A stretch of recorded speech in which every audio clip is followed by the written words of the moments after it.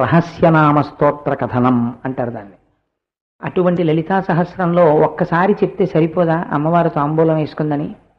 కర్పూర వీటికామోద సమాకర్ష దిగంతరా అన్నారు వ్యాస భగవానుడు. అమ్మవారి నోటి గురించి చెప్పినప్పుడు అమ్మవారు చేసేటటువంటి తాంబూల చర్వణం ఎంత గొప్పగా ఉంటుందంటేట, దిగ్దేవతలందరూ కూడా ముందుకు వంగుతారు అమ్మవారి నోట్లోంచి వచ్చేటటువంటి ఆ వాసన చూడ్డానికి. అసలు ఆ ఒక్క నామం గురించి మీరు వ్యాఖ్యానం విన్నారనుకోండి, మీరు ఆశ్చర్యపోతారు అందులో ఆ పదాలు ఎందుకు వేశారో వ్యాసుడు. అది కేవలం వాసన కాదు. అసలు మళ్ళీ నాకు భయం, ఇప్పుడు అది ఆ నామం పట్టుకుంటే లేనిపోయింది, ఇప్పుడు అదే ఉపన్యాసం అయి కూర్చుంటుంది. కాబట్టి కర్పూర వీటికామోద, ఆమోద అన్న మాటకు అర్థం ఏమిటండి? ఆమోద అంటే కేవలం మీరు అంగీకరించడమా? కాదు. ఆమోద అంటే దాని పరిధులు వేరుగా ఉంటాయి. ఆ నామం చాలా గొప్ప నామం, అది మీ మనస్సుని రంజిల్ల చేస్తుంది. అటువంటి తాంబూల చర్వణం చేస్తుంది అమ్మవారు. అమ్మవారు వేసుకున్న తాంబూలం మీరు జ్ఞాపకం పెట్టుకోండి, ఎర్రటి నోటిని మీరు దర్శనం చెయ్యాలి అమ్మవారికి నైవేద్యం పెడితే. నైవేద్యం పెట్టి తాంబూలం ఇచ్చి ఊరుకోకూడదు, ఎందుకంటే తాంబూలమునందు అనేక రహస్యాలు ఉంటాయి.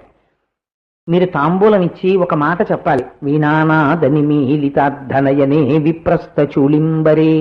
సరస్వతీదేవి వీణ వాయిస్తుంటే అమ్మవారు ఆ తాంబూల చర్వణం చేస్తుంటే ఎర్రటి నోటితో ఎర్రటి బట్ట కట్టుకుని ఎర్రటి పూలతో సువాసినుల చేత అర్చింపబడిన రోజున అమ్మవారి అనుగ్రహం ప్రస్ఫుటంగా ప్రసరిస్తుంది. ప్రత్యేకించి సువాసినుల యందు అది ద్విగుణీకృతంగా ప్రసరిస్తుంది. అందుకే మళ్ళీ ఇంకోసారి అంటారు వ్యాస భగవానుడు, తాంబూల పూరితముఖి.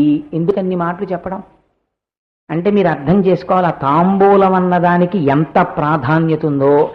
సౌందర్యలహరిలో ఒక శ్లోకం ఉంది, వీలైతే రేపు విశేష తాంబూల సమర్పణం చేస్తున్నాం కాబట్టి అమ్మవారికి ఒక్కసారి నేను ఆ తాంబూలం గురించి రేపు ప్రస్తావన చేస్తాను. సౌందర్యలహరిలోంచి ఎంత గొప్పదో. అమ్మవారు ఎవరికన్నా కవన శక్తి ఇవ్వాలనుకుంటే నోట్లోంచి తాంబూలపు పిడచ తీసి పెడుతుంది. గొప్ప శక్తిని ఇవ్వాలనుకుంటే తాంబూలపు పిడచ తీసి పెడుతుంది. అటువంటి తాంబూలం